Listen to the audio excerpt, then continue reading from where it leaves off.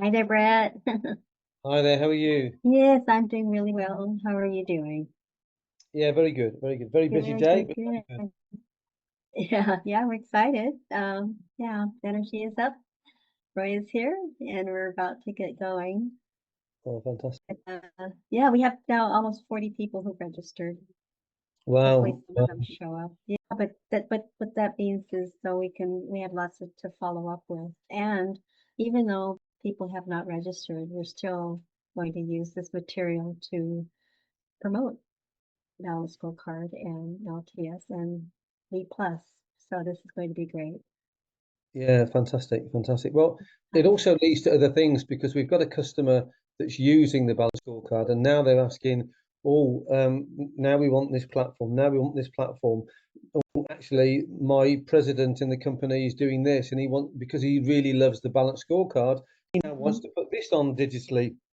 So it just mhm. leads on to many, many things strategically for companies. Right, absolutely. When people realize the power they have, once they have information, data, and they just imagination just soars with the possibilities of being able to build a company that you have insight into, I mean, real time insights that you can analyze and do all Yeah, kinds of absolutely, absolutely. testing with. Yeah, opens up doors.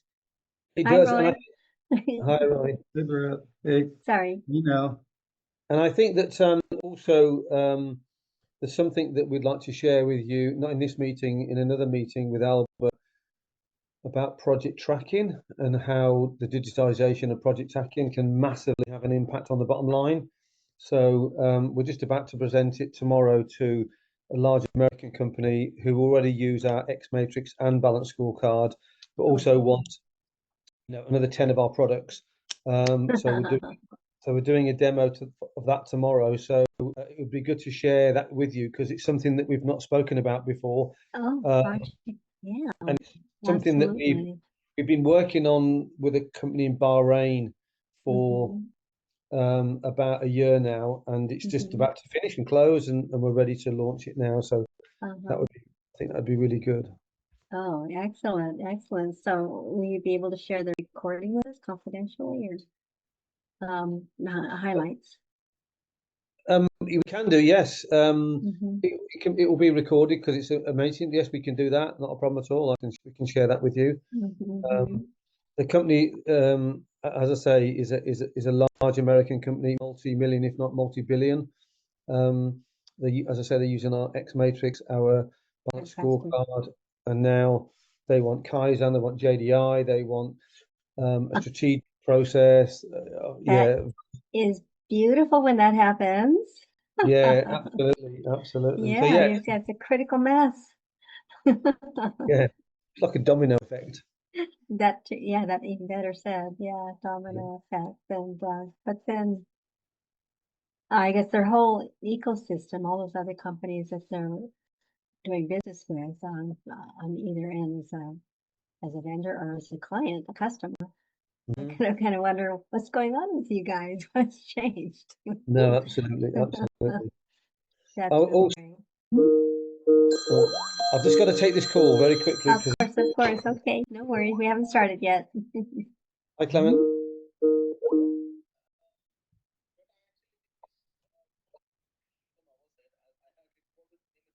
Yeah,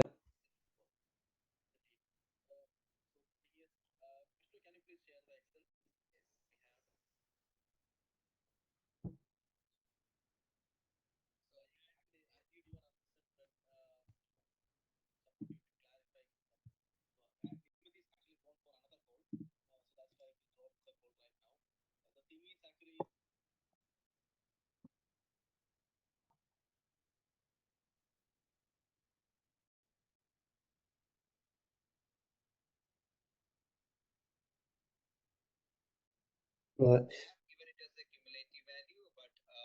right.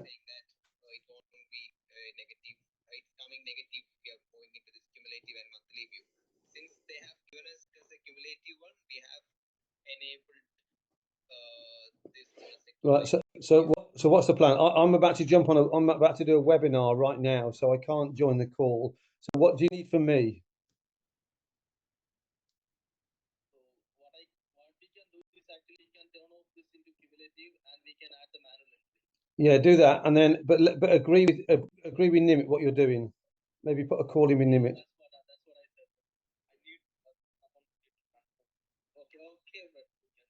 to Okay. Okay. Thanks, Clement. Okay. Bye bye. Apologies for that. Oh, not at all. Your business never stops. Never No, sleeps either. yeah. It's my guys in India, which is now 7 midnight. So I've got them out of bed to work. Yeah, I've got them out of bed to work on a project. There's the clients entered some incorrect data. I think it's our fault, but it's actually their fault in terms of the data. So yeah, okay. In terms of results that they're seeing, okay, I got it. Yeah. I'm putting my camera around here. It's okay. We've got Bill. Hi, Bill. Hey, Hi, Bill. Welcome. Hey, Brett. Yeah. How are you? Yeah, very good. Busy, but very good. That's always good, man. Yeah, that's a good thing. Always remember, there's no problems, just solutions. Absolutely. I think Brett knows that. Yeah, I think I did. Yeah. I had a builder here today, and he said, "Oh, there's a problem." I said, "There's not. There's a solution." And he said, "Oh yeah, okay then." And we got around it, so it's not. Builders don't think good. Yeah, it's good. It's just, if it's not one thing, it's another. But that's life. Absolutely, that's life. Yeah, and so we're starting a Friday workshop mastermind, and just dealing with life and business, trying to learn how to be not only resilient but a thriving organization, and empowering yourself through and evolving to get to the next side. That's something that we're starting up to get ourselves more exposures and also engage with a small group of manufacturing leaders every Friday. It's free, but then the engagement is going to be personal. And that's going to be a new approach that we're going to be starting next on the 25th. So I'm excited about it. There's a theory, anti-fragility, which is going to be a concept that is going to be developed. Not just for your information, Nell, I've added a couple of slides in. So what I'm going to do is, the presentation I did on the technology, I'm going to do just those 2 slides, and then I'm going to jump into the old-fashioned Balanced Scorecard, then the new Balanced Scorecard. Okay, sounds great. Yes, you're running the show. I'm just introducing you. Yeah, no worries. Yeah, okay, great. I'm nothing more than a student listening to the professor. Yes, and we have Barry Ramsey joining us too. He's not on camera, but I welcome him. Thank you so much, Barry, for joining us. Yeah. Hi. Thank you. And if you have any questions, please type them into chat. We'll have a Q&A at the end of the presentation today. So we want this to be engaging. Yes, you're welcome. You're welcome. And we're about to get started. And I'm just going to do a real quick introduction. Let's see. Yeah, and just a couple more seconds and get going. A few more people, might expect a few more people to be entering very shortly. All right, it's top of the hour, so let's kick this off. I'd like to welcome everybody. Good morning, good afternoon, good evening, wherever in the world you are. We have people from around the globe today joining us. This is going to be a powerful learning session hosted by Strategic Value Plus Solutions. The webinar is titled The Next Generation Balanced Scorecard, Insight, Alignment, and Impact, a proven framework that enables organizations to align vision with measured performance and to drive transformation from the boardroom to the shop floor.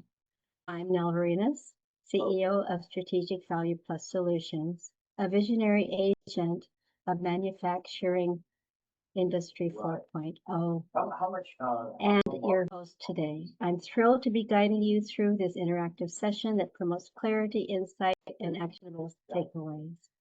Today we have the pleasure of introducing Brett Griffiths, the Managing Director of Lean Transition Solutions Limited, which operates globally. We're excited to present him today. He has a whole suite of software applications, frameworks, and we're narrowed him down today though to one product. And then we have, which is the Balanced Scorecard. Brett Griffiths brings over 30 years of experience working with world-class companies like Jaguar, Unilever, Panasonic, Southco, and Dunlop. He is a pioneer in lean thinking, Industry 4.0, and Hoshin Kanri strategy deployment. He's also the founder of Your Career Academy and co-founder of Condu Learning, both created to elevate people and performance through digital learning and structured development. So we're very pleased and honored to have Brett with us today. His work is rooted in changing companies positively, progressively. He's here to show us the Balanced Scorecard as a catalyst for change. So Brett will talk today about the Balanced Scorecard and other related items. But please feel free to drop your questions into the Q&A box or the chat at any time, and we'll cover them toward the end of our presentation today. And now, Brett, I'm very pleased to have you here today. Please take it away. Thank you.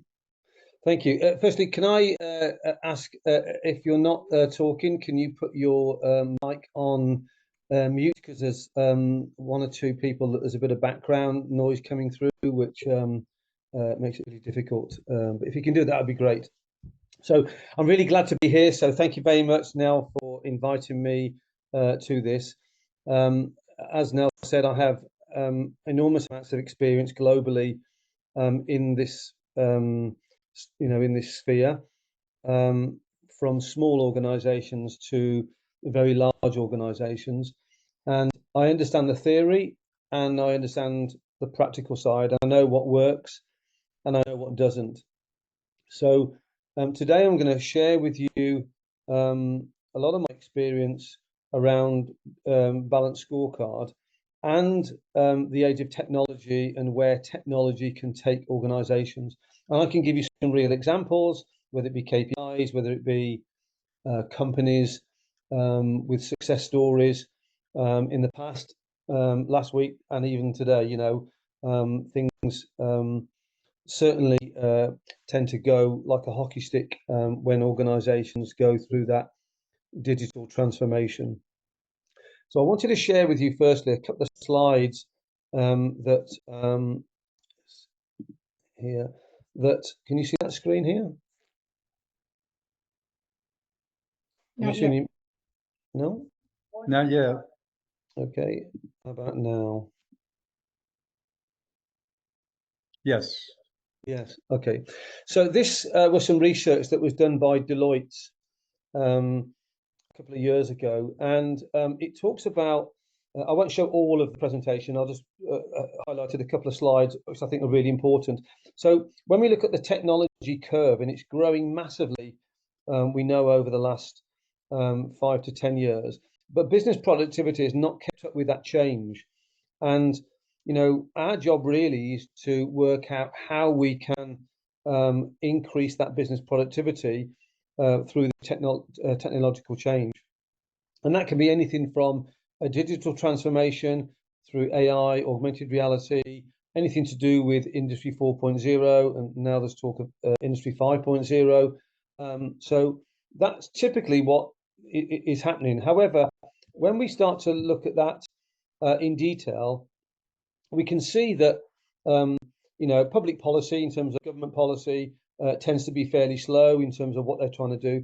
Businesses are on this trajectory, but us as individuals, we all have smartphones. We all have some form of tablet, or we do our shopping online, or we have a lot of this technology at our fingertips within our home. However, we don't tend to see that a lot in businesses. People are still using paper-based systems, still using Excel and other legacy software systems that lag behind what we experience in our own lives. And then we know that technology, in terms of general technology, is taking this curve. And then obviously when we start to look at AI, then that's just going through the stratosphere at the moment. So, it's really understanding how do we take our knowledge and our desire for technology and build that into business processes, because we can't rely on the government to do it. So we have to do it ourselves, with our leadership, and with our determination to be able to do that. And those of you that are in the audience that have the power to influence a company, whether you're a manager, a director, a VP, a CEO, or an owner, I believe it's your responsibility to guide the way for this, to make people have the ability to not be scared of implementing things. Yes, there's a money associated with that, but there's also a massive payback. So my belief is that leaders need to take the role, take the flag, and fly that flag in terms of inspiring the other business people to be able to go out and find new ways of working, find technology that fits their business in the right way. And certainly that will help them. So what I'm going to show you next is a balanced scorecard, which is a traditional balanced scorecard that you would typically see in any organization. Now I think I've got to stop and then reshare, because I only got it to share that one slide. So let me share it again. Here we go. So can you see that now? Yes. So this is a typical balanced scorecard, whereby you've got, safety, quality, delivery, cost, inventory, whatever they are, a bunch of KPIs with some targets and goals and red, amber, greens. So that's the sort of thing that you would typically see in an organization. With this particular Excel, it's a little bit smarter, because we've added some macros in there that take you to what we would call a quad chart. And in that quad chart, which is typically a 4-window box chart, that was, I believe it was invented by Ford Motor Company back in the 80s. I was very fortunate to go on a Ford training session in about 1983, which was a very long time ago. And here you have your trend. It can either be a trend chart or a bar chart. You then typically have your short-term current actions, in other words, your JDI actions, your just do it actions that are going to resolve the issue. Then obviously you've got a fishbone diagram, or an Ishikawa diagram, as it's known, and then your long-term CI, continuous improvement, Kaizen style approach. In other words, the big hitters that typically take a little bit of time to do that. I can then go to what we call a 3-minute manager, whereby you can look at all of the charts about what's going on within the organization, and see what's happening within the business. I'm just going to minimize this slightly so I can get to that button there. There we go. And then we also have other areas like lean audits and stuff like that. We have, if I go to quality, again, I can look at the quality quad chart and look at that information. So this would typically be a Excel-based scorecard. And if you work in a group organization, there would typically be a master scorecard, and then there would be a scorecard at different sites. When you get down lower than the facility, lower than the plant, you then get into other metrics. Some people call them box score. You can then lead into huddle boards and SQDC boards at a lower level. However, they do come with challenges. So I'm going to stop the screen sharing just for a second before I take you into a newer version of the balanced scorecard. So there are many challenges with a typical balanced scorecard. One is, and I find this in nearly every organization I go into, is that communication is really poor. If I speak to a director or a VP somebody high within the organization and ask them about communication, they will tell me, yes, communication is really good. We're doing scorecard, we're doing team talks, we're doing, XYZ events, and they'll tell me all the great stuff that they're doing in the organization. But when I speak to people at a lower level, a team leader, a supervisor, an operator, they will tell me a complete different story, that the communication is really bad. No one tells us anything. We don't really know what's going on in the company. We don't really understand the KPIs because they don't mean anything to us. So therefore, you have a void between what's really happening at the lower levels, with where the value added is taking place, with the higher echelons thinking that everything's going okay. They put up their PowerPoint presentations and scorecard and think everything's going to go to plan. And then when we get the reds in the scorecard, we tend to find that people start scrambling around for trying to find out why, without really understanding what the true root cause is. And the cascading of goals is a major issue, and everybody pulling in the right direction. And I found that people work really hard, but they're not working very smart. And I know that may seem a bit of a cliche, but I see every day that I'm with a facility, or I'm on a Teams call and talking about somebody on the other side of the world about what they're doing. People are trying to focus on certain things, but not always it's the right thing that they're focusing on. So one of the benefits of a very well run scorecard is that the goals are cascaded down, the process is streamlined, and not only are the KPIs viewed and acted upon with transparency and accountability, but they're typically also linked up to a Hoshin Kanri process. For those of you that don't know what a Hoshin Kanri process is, it's almost like the strategic direction of the company. Hoshin means the direction, which way we're going, and Kanri means how we're going to do that. What's the management tool to get from A to B? And that can be classed as direction setting of how to get from A to B. But there are different ways of using a Hoshin Kanri process that then link down to a bunch of KPIs.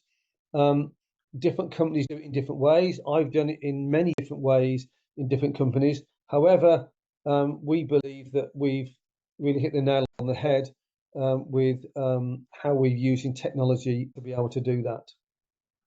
So what I'm going to do is I'm going to now share with you a modern version of what a balanced scorecard looks like, and how that completely revolutionizes the way that a balanced scorecard is used within an organization.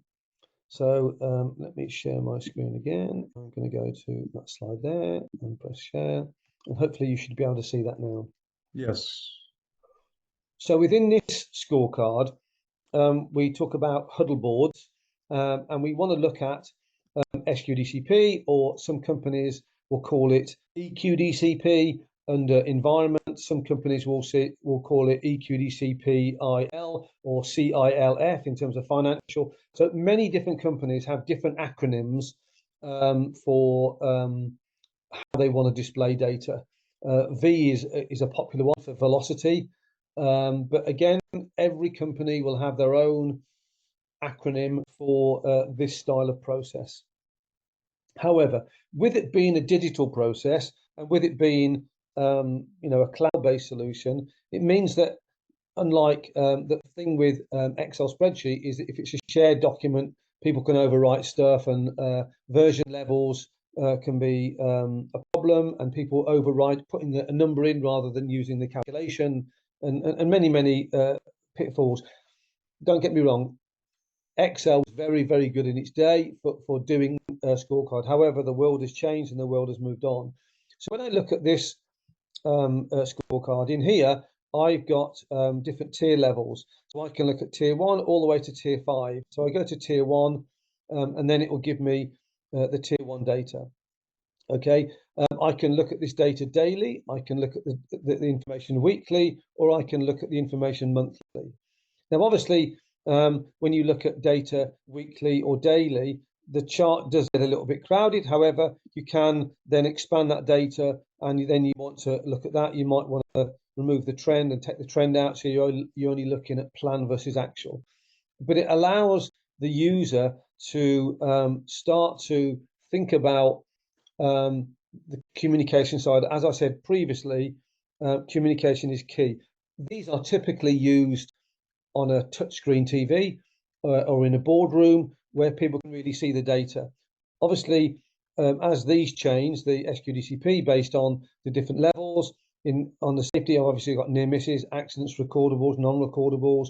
Under quality, I've got scrap and rework. You can have different mechanisms within the same column. I can also change this if I want to see that as an area chart or a bar chart. Again, I can see that as a bar chart.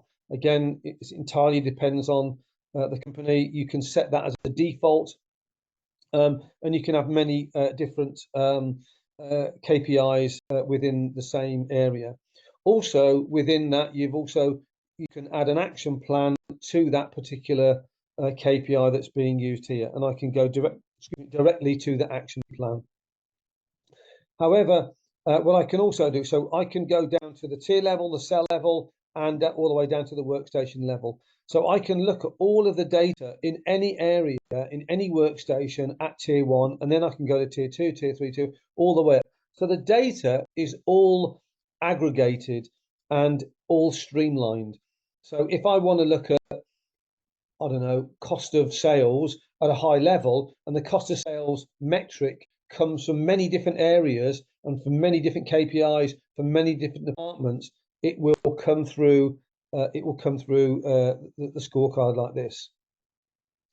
I can also look at a typical KPI dashboard like the one you've seen in the old version. Again, you've got plan versus actual percentage.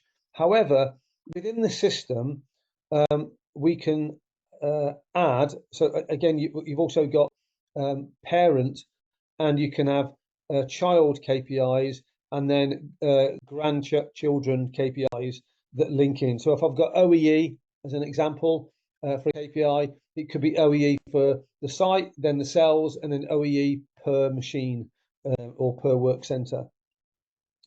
In addition to that, I have what we would call a 1-minute manager. We talked about the 3-minute manager in the previous slide. So here we would have a 1-minute manager, and in that 1-minute manager we would have again a trend chart. And again, if you want to change the chart to a different chart, you can change it to a line chart, area chart, bar chart.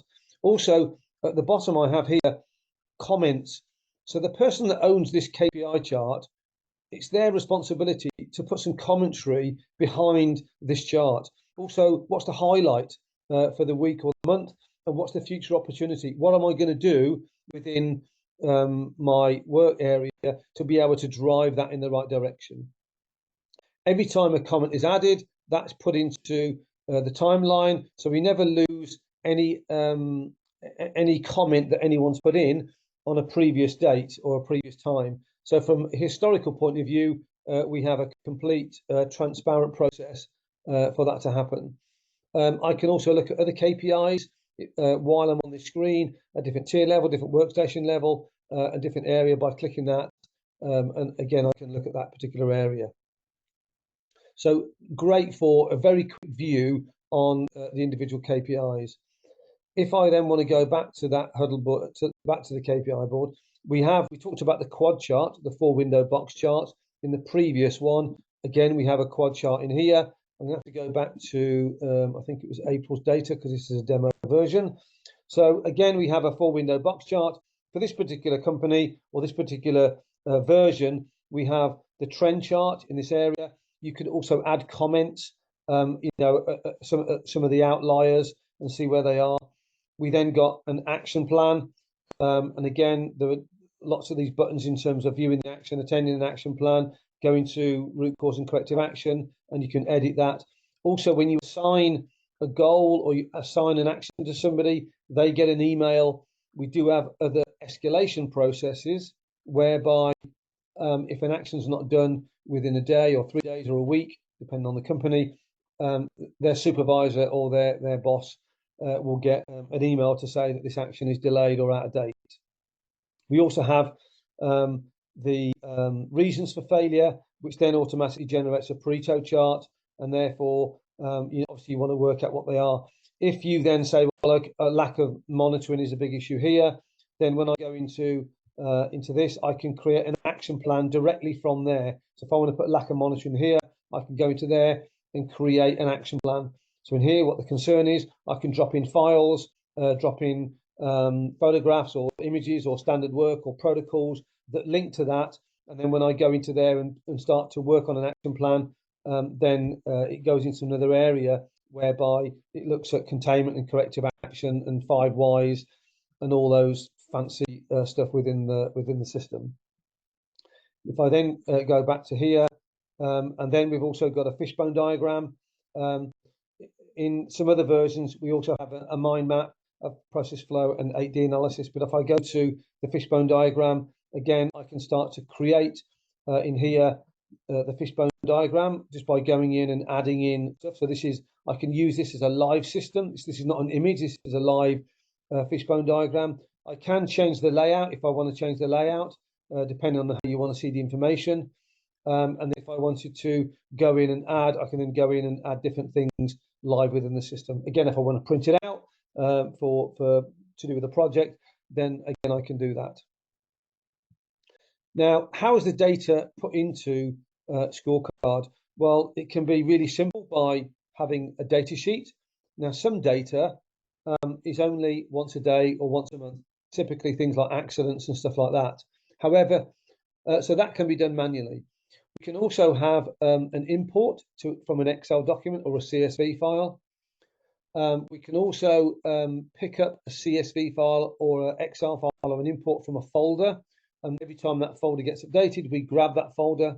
Or we can have a direct API link to a particular area or workstation or a system, ERP system, MES system, quality management system. So any digital system, we can pull the APIs and then feed the data directly to here. So for example, if you've got a data capture system and you want to look at breakdowns and the number of hours of breakdowns or the times of breakdowns or mean time between failure, we pull that data directly in, so there's no human interaction. Again, we also have generic action plans as well as action plans for specific KPIs. And again, these are typically used by organizations at their board meetings or their weekly review of what's going on based on the areas. Obviously, we have user types and users. There are various settings that we can set within the system, shift allocations. We can also manage the reasons of failure, and we can also set up different areas in there. There's some other, I'm not going to go into too much detail in this other section, but just to give you an idea of the power this has, we've also got a production planning system that enables you to plan your production within the system. We have a short interval control system. There's nothing in this particular one at the moment. We have obviously skills matrix. Again, master production scheduling on how you plan work. Now we're doing some work for Hitachi. I'll do a bit of a name drop there. But how Hitachi are using it, I know there's lots of chats. I need to answer those questions shortly.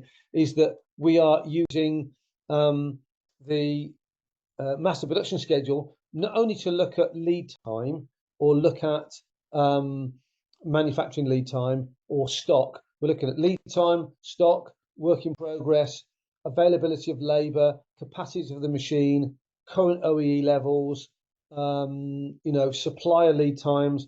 So we're taking many different scenarios and building that into the master production schedule that typically an ERP system would do. We also have an X matrix. Again, that's a whole new subject in terms of our X matrix and how we use X matrix and how X matrix links to the KPIs. We also have a TAC timer that links direct with the machines that pull data that goes into the KPIs. different versions of SQDCP. Again, trend chart, Pareto, and typically action plan at the bottom, and then financial dashboards in terms of cost and different perspectives.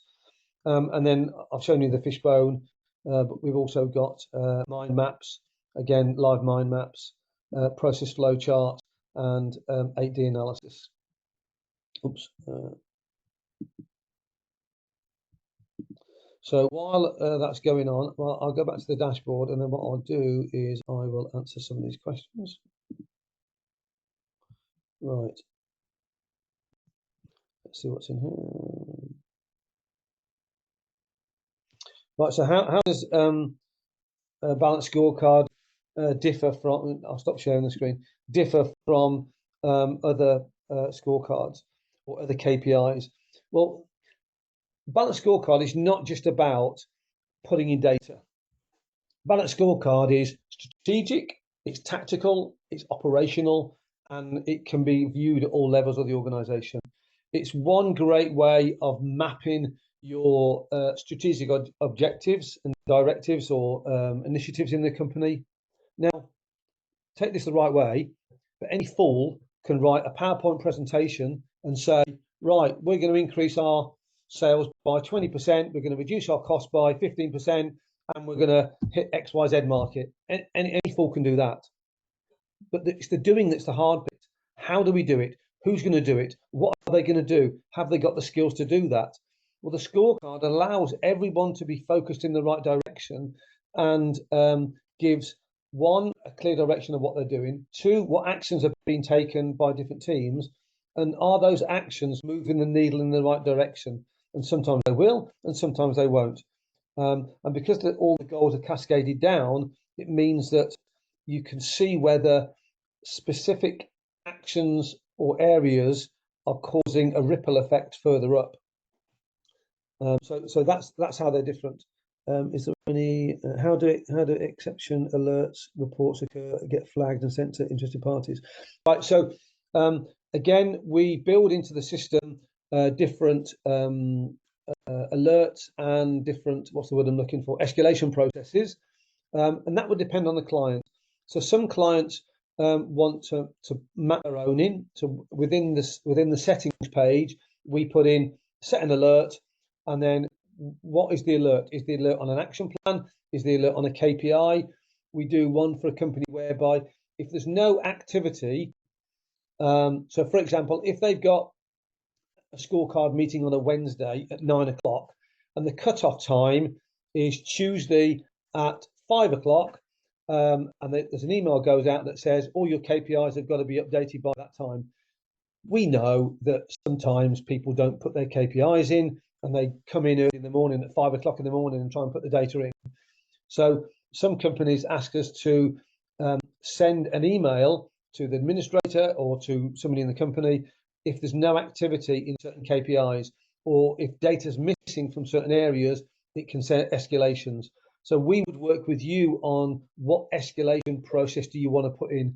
Everybody has something different. So we've got one client that if there are two reds in a KPI, it automatically creates what they call an RCCM, a root cause and countermeasure. Automatically, it creates it. And then whoever's responsible for that KPI has to fill in the data. If that data is not filled in, it then sends an email to their boss, and therefore it's a way of driving accountability, but also giving transparency at the same time. What are the caveats in implementing balanced scorecard in a manufacturing company? Well, I think that if you are a manufacturing company and you don't have a balanced scorecard, then you're not going to die today, but you'll certainly die in the future. Because if your team are not focused on the right KPIs, and the team are not focused on moving the needle, and the only way they know that is if the data is streamlined and easy to use. Any system that's cumbersome or difficult or requires enormous amounts of technology, people won't use it. It's human nature. At the end of the day, we all want an easy life. And what I say to people that I work with, my job is to make you have an easy shift. And whether you're a shift worker on the shop floor, you are a maintenance guy, you're a manager, you're a vice president, or you own the company, my job is to make you have an easy life. And using technology and using Balanced Scorecard linked to X Matrix, that could be linked to 5S audits, it could be linked to a computer maintenance management system or an MES system or a quality, it can be linked to lots of different systems. So, my advice is that first of all, you have to measure the right things. You have to measure the right KPIs. Once you've measured the right KPIs, you then need to make sure that people are accountable for those KPIs. And the Balanced Scorecard is a great way of doing it. And I think just showing you what I've showed you in the scorecard, there was nothing really difficult about what I did. I clicked on a button, it took me to a quad chart. I clicked on another button, it took me to a Pareto. I clicked on another button, and it gave me instant data. So, it's really, really simple in terms of the process. And I give you a little story that always comes to mind. So I did some work it was a family-run business. It was probably about 46 million pounds turnover. What's that? $55 million turnover. And they made rubber gaskets for heat converters, I think they were. And we had a guy that worked there who was a supervisor, and he'd worked there for 22 years. But he couldn't read and write very well, and he was rubbish on computers, to the point whereby he could not print a document on a computer. That's how bad he was. And we were invited in to put in a live data capture system that was linked to a Balanced Scorecard that was linking to our T-card system. We have a digital T-card system. And I was doing some mentoring. We're doing a Leadership 4.0 training course to help the leaders get into the technological world, to think differently about their role and what they're doing. And this guy came up to me and said, Brett, to be perfectly honest, I'm really nervous. I've worked here for 22 years. I'm not very good at reading and writing. Obviously, I can read and I can write, but I'm not very good at reading and writing. My spelling's terrible, but I don't know how to use a computer. And I'm really scared that what you're bringing into the company is going to really affect me, and I'm going to have a job. And I've been here I don't know anything else other than this company. And I said to him, look, you know the business, you know the part numbers, and you know the product. What this system is going to do for you is going to present the data to you in the way that you want it. You can read a trend chart. Yes, I can. If I tell you a part number is that it's a particular problem, and the reason why it's a problem, you know what to do. Well, yes, I do, because I know the product, I know the system. Right. So let me work with you and help you understand how the system works. We've got an iPad, we walk around the shop floor, and we trained him and showed him how to use the system. And to go back a couple of months later with other visitors that wanted to see the system in place, to see him showing outside visitors about how the system worked. He absolutely loved it in terms of running. He actually could run the whole shop floor from his iPad, to the point whereby he was at home looking at what was going on machines, looking at the KPIs, looking at what the actions were, seeing what the shift notes were, and all those typical things that he was doing, but on paper that didn't work very effectively. So it has massive impact on people's lives in the way that they work. So in terms of a streamlined process, I can't emphasize enough what a revolution digital scorecards can be to organizations. I love that story, Brett. That's a really compelling story to even to somebody who's not comfortable with data or digitally being transformed. You helped him and empowered him because he had access to the data. And You'd be amazed how many people there are out there that are not particularly good at reading and writing. They're on the shop floor. They could have been promoted to team leader or supervisor or manager, and not because they're super duper intelligent, but they're good at what they do. They're good at the job. They know the business. They know the product, or they've got a voice. But those are the people that make decisions in the business. Those are the people that act upon information, but if they're acting on the wrong information or doing things incorrectly, what they think is best, it can destroy a business, and it can have catastrophic financial results and also on other people. So having a system like that, like a scorecard where everyone is aligned, everyone knows what they're doing, everyone's got their actions, it just makes it so much easier for organizations. Right, but admittedly, it's a cultural shift. So you, in this case, were actively involved in helping the shift. What can companies do who are looking at the Balanced Scorecard and other technological advances that you provide them? How could they get the buy-in from their people? What would you suggest? Yeah, I think it might link with Justice has just come up with what are the major reasons companies give for not adopting a balanced scorecard.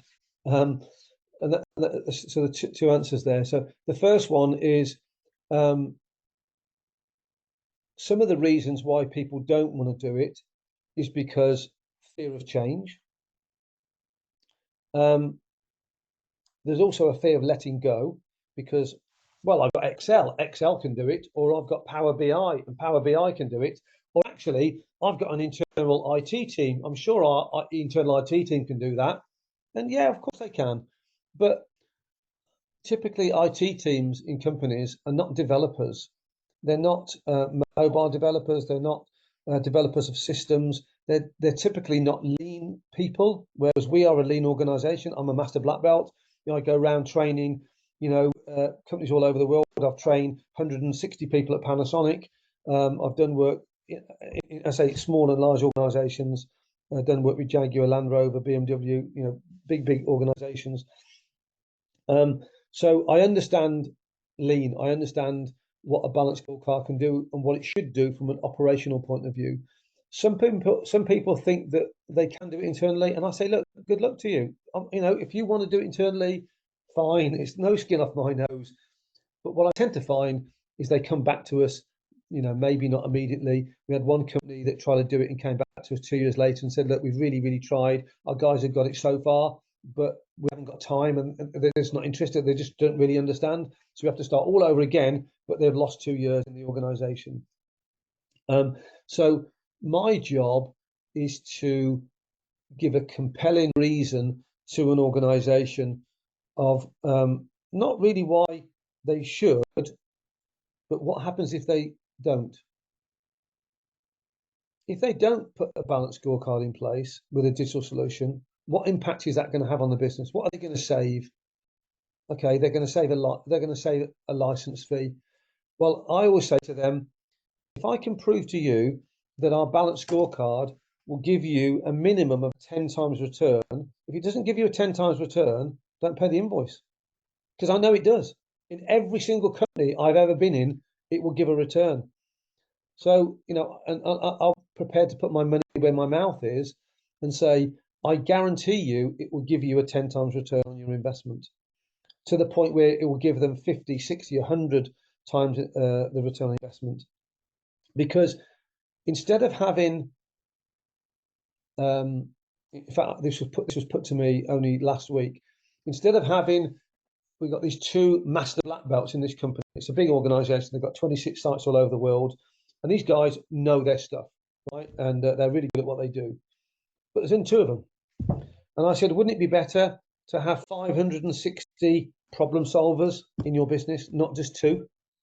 Because if you've got the right tools and the right focus and given the right KPIs and the right activity, you will have however many people in the business, you will have those many problem solvers. And if everybody solves one tiny problem every week or every month, then you're onto a winner. And the problem is that people think that, if you start to work on strategic KPIs, great working on strategic KPIs. But it's the person at the bottom end is thinking to themselves, well, hold on a minute. I've got a problem on XYZ. Why is no one listening to me about XYZ? I can't do the strategic goal because I'm too busy firefighting on this problem over here. We've got to get out of the firefighting mode into investing time into something to get into the proactive mode. And the sooner we invest in being proactive with trying to work on the business, not work in the business, then you find that those companies are the very forward-thinking companies that where the needle does move in the right direction. So, to your answer, Justice, some of the reasons are that people think they can do it internally. Some people don't want to change, or they've got their own idea of what they want to do, and that's fine. It's not for everybody, but the people that do have it, which are most people that we speak to, then they have massive benefits. And I was saying to Nell just before we had the meeting, so we've got a client in the USA, multi-million pound company, many sites globally. So they use our X matrix and they use our Balanced Scorecard, and the two are intrinsically linked. Their president absolutely loves what we've done, to the point where he's now saying, what other tools have LTS got? And we've got a bunch of other tools, right? And we had a meeting with them, right? I want that, and I want that, and I want that, and I want that, and I want that. And then obviously these are lots of digital tools. And then it came back that the president started working on a strategic Kaizen event, which didn't particularly go well.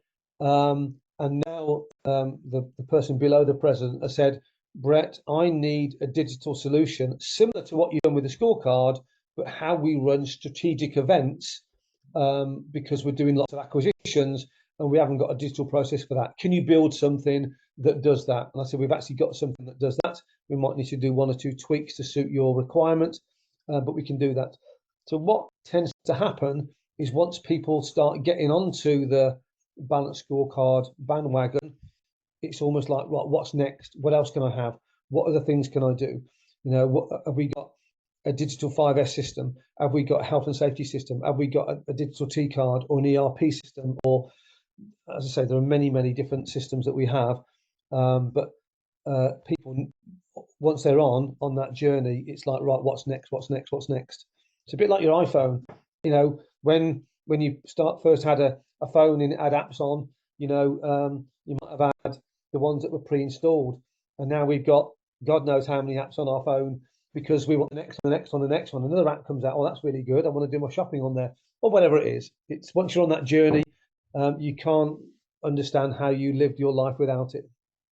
And you've been on this journey for 16 years, so coming out with new products during that whole history of LTS company as a company. Barry's just asked me, can I show an example of the Hoshin Kanri connection to the Balanced Scorecard? Yeah, so what happens with the Hoshin Kanri in the X matrix, there are obviously different initiatives based on senior level initiatives that come all the way down, and then from there we have KPIs, some companies called TTIs, the TTIs, the initiatives are linked to a KPI that are then linked into the scorecard, that are then linked into, so that what we would call the bowler chart, they're linked to the bowler chart. The bowler charts are then linked to SQDCP, or the company that we're just doing some work with at the moment, I call it PQVC. I can't remember what the I think it's productivity, quality, velocity, and cost. I think that is. So yeah, that's how they're connected through the initiatives into the KPIs that link to the bowler chart, that then link to the SQDCP at different levels. And again, you can go down right to the lowest level.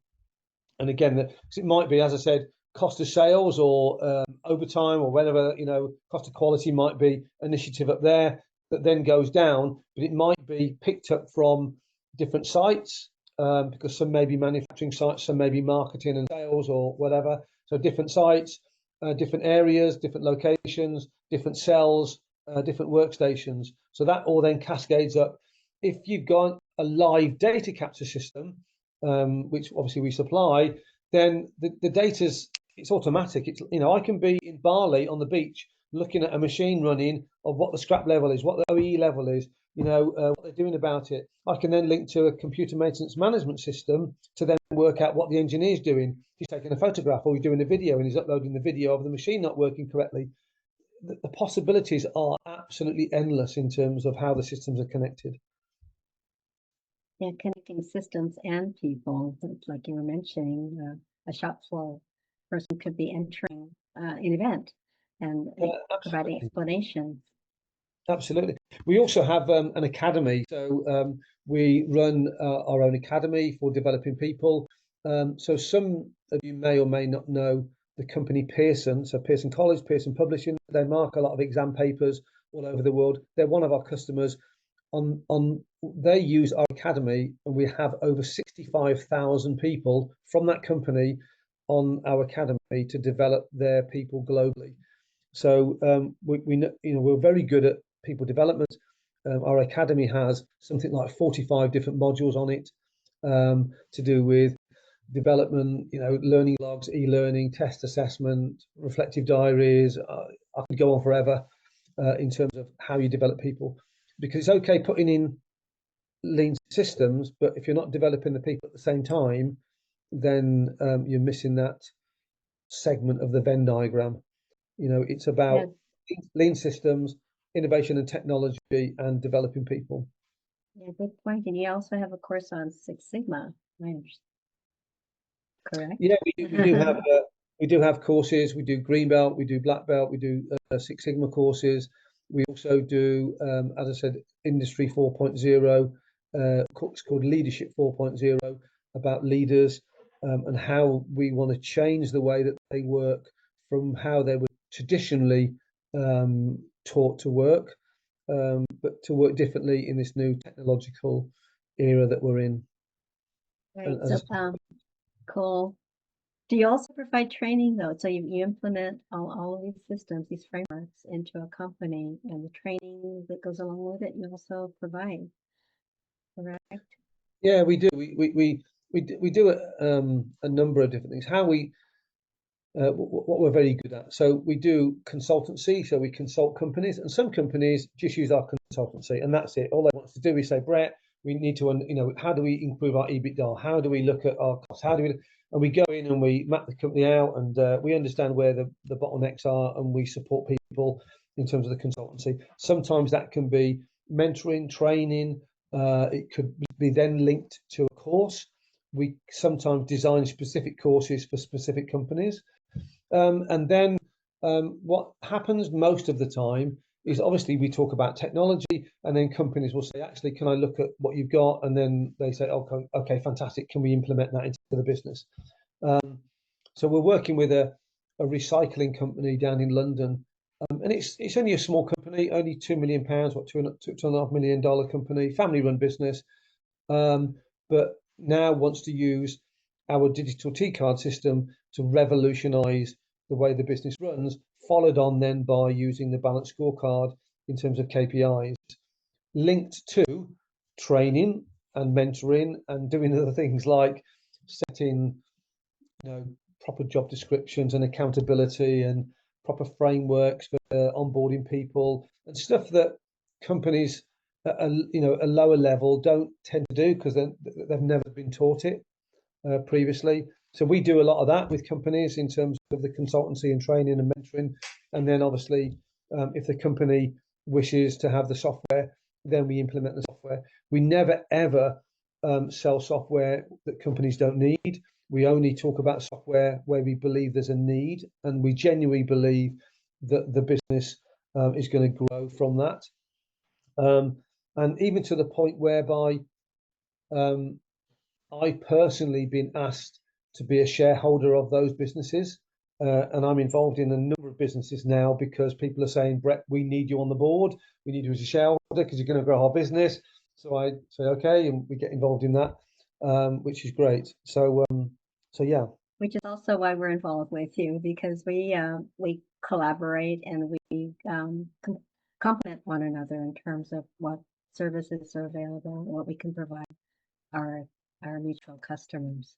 Yeah, no one knows everything, and it's about working with people who you can trust and who you believe are serious about making a difference. And those of you that are getting a little older and a little bit grayer, a little bit like I am, tend to think about what's my legacy? If I retire or I move to a different company, what's my legacy? What have I left at this business, or what have I left on this planet? And you think about that more as you get older, and therefore you start to think very, from a reflection point of view on what your mark is on the business, in the department or the organization or on this planet. And doing one of the reasons I do what I do, and I love what I do, is because it makes a difference to people's lives. Some of it might be a minute difference because somebody has an easier shift on a job. If that person has an easier shift, he might go home a bit earlier, a bit happier, and speak to his kids a bit nicer, or speak to his wife a bit nicer, and that may have an impact. It may or may not, but certainly the stuff that we do and the stuff that I do has small impact, but also massive impact on businesses and people. And I like to think that we've had a big impact on people and companies, and we firmly believe in that. And that's just not BS. That's me as a person wanting to make a big difference to companies. Well, here, and that's why we're working together. I really appreciate that, and honor you too, Brett. Thank you so much for being on the show today. But before we close up, we have a few minutes left. I wanted to ask, what is in the future of Lean Transition Solutions and you? Wow, we just seem to be going through a massive growth spurt at the moment, and that is due to, obviously, we've got some really good people on board in our business. We're always hiring new people. We are getting into AI, so we're setting up an AI team. We've already got a client that wants to work with us collaboratively on AI, using AI within the scorecard, believe it or not. So we're in deep talks with them about using AI. So that's a big focus for ourselves. Improving our current offering, because we always want to get better, because if you stand still, then you're going backwards. And really just growing to different regions around the world. We're a global organization. We have our main office in India. We service our customers are probably on every continent. So that's great that we manage that.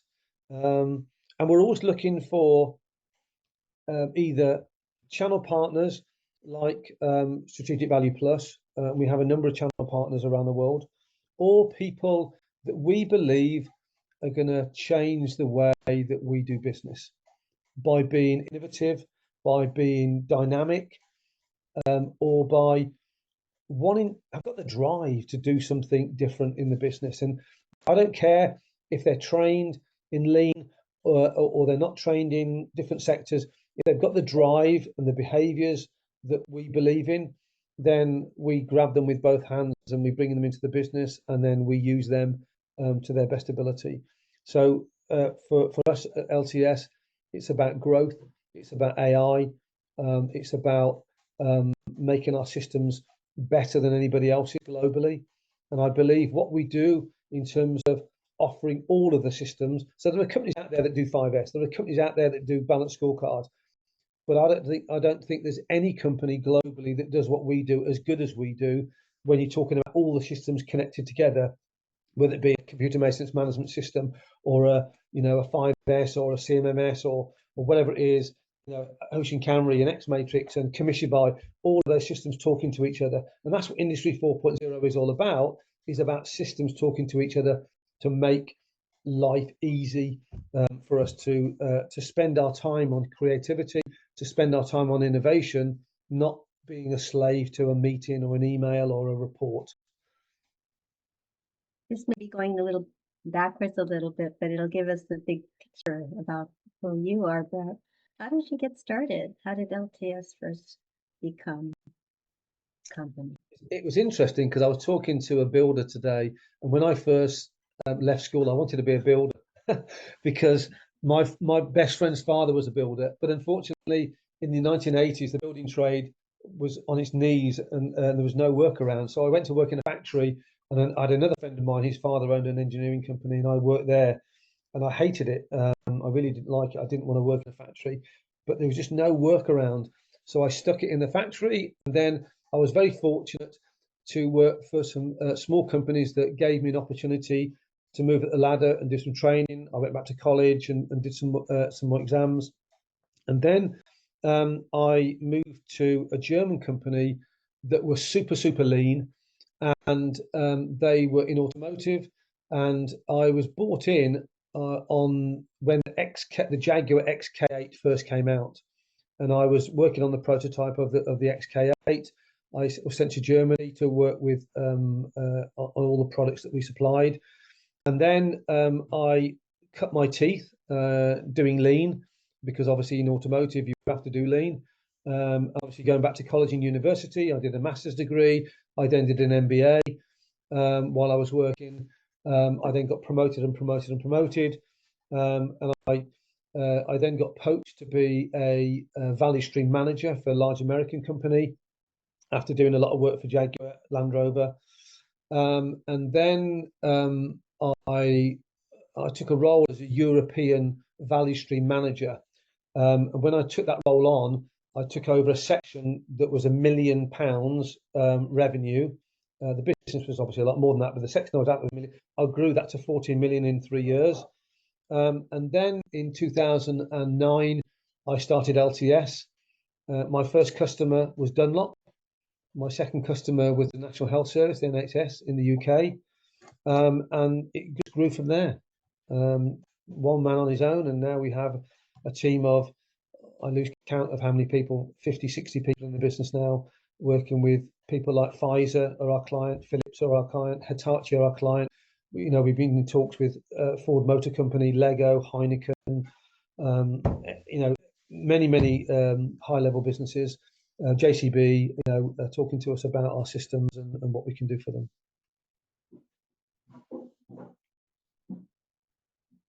That's wonderful, and thank you for taking us back into your history a little bit, so we can have a nice overview of what your motivations are and how you've evolved over these years. Well, I cut my teeth in engineering. Yep. I cut my teeth on lean, so I'm a doer. And when it comes to technology, I know very little about technology, and that's why I have a technology team that knows everything about technology. I just know about lean and systems and stuff like that. So. So you've strengthened yourself with a team that gives you even more power. And we're excited to hear more about your AI endeavors in the future. Have you considered digital twins as well? Yeah, absolutely. Digital twins, a lot of areas within AI that we're looking at. It's an exciting area. The challenge is, and again, this may be another podcast that we do, the challenge is finding the right skill. Because AI is relatively new, we haven't had people of my age and maybe, slightly younger generation that are born with AI. AI is very new. So to try and find the people in industry that have got AI knowledge, or you've got coders, or it's very, very difficult to find somebody. And the big boys are snapping them up like anything. So to find the right people to take AI to the next level in our organisation or other organisations is tough. And I think that's going to be the next challenge is finding people with AI skills. And I think that the plan is, I think, for many companies is grow your own, bring people in that have got the right talent to do that, and grow your own. Yes, I think that's an approach that most of us can use and should use because of the shortage of talented people in that area. Absolutely. Okay, yes. I want to thank you again, Brett, for joining us today. We are at the top of the hour, so if anybody has any follow-on questions, I've left emails in the chat, so please do reach out to Brett or myself or the team who's on the Strategic Value Plus .com. They can be found on that website. And Brett's website is LTS'S or leantransition.solutions.com. Lean Transition Solutions. in the email, just be careful because it's brett@ltslean.com, not brett@itslean.com. A lot of people Yes, make that's that right. Oh, that's right. Yeah, LTS. lean, not Small, it's lean. yes, Yeah, some people not, get it wrong yeah. and wonder why I've not answered their email. Yeah. I should probably register brett@itslean.com. Oh, you I'll put- should. You should. And as everybody can tell, Brett is so forthcoming with his information. So thank you everybody for joining us today. For those of you, we invite you to meet with us, Strategic Value Plus team and Brett's team. We do work together on our different manufacturing companies' needs. And if there are any further questions, unless there are further questions, we will adjourn for today. And really thank everyone for joining today. Fantastic. It's been a pleasure. Thank you very much for your time. Pleasure is ours. Thank you very much.